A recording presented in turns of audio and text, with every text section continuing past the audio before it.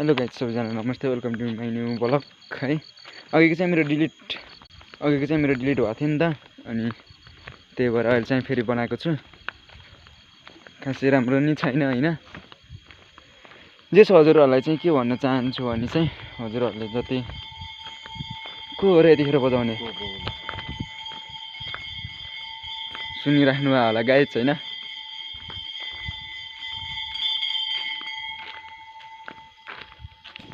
कसले बजाइरहेको छ नि त। ए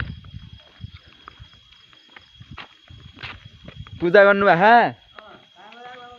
माथि गएर पाइसक्यो। उहाँ चाहिँ हेर्न सक्नुहुन्छ को हो।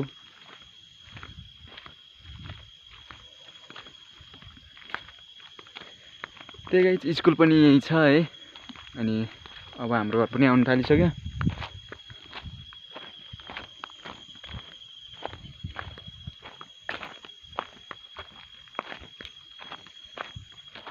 कता हिँड्नु भयो?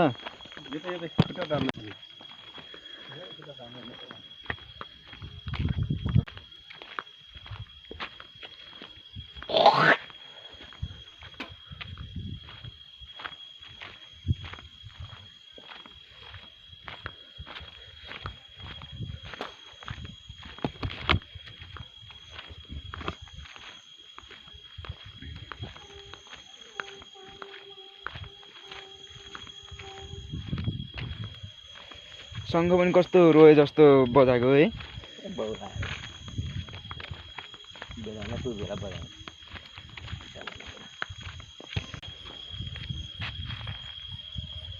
यता बाल्नु त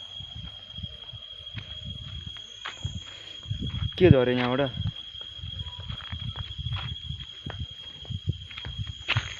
के झऱ्यो भर्खर यहाँबाट? बाघहरू हिँडिरहेको क्या हो र?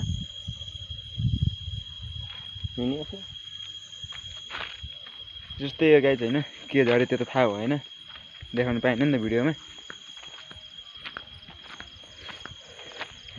अनि ठ्याक्क बिहान चाहिँ करिब 3 या 3:30 बजे चाहिँ हाम्रो गाउँतिर ब्याक कराएको थियो नि त, घरको साइडमा है। अनि अहिले चाहिँ हामी पनि वनको बिचमै हो, घर पनि आउनु थालिसक्यो होइन। म घरमा गएपछि भिडियो अन गर्छु। ल गाइस, म पनि घर आइपुगेँ। यही हाम्रो घर चाहिँ टगाएर लगाउनु लाग्छु, हेर्न सक्नुहुन्छ। यतै हो ब्याक कराएको चाहिँ,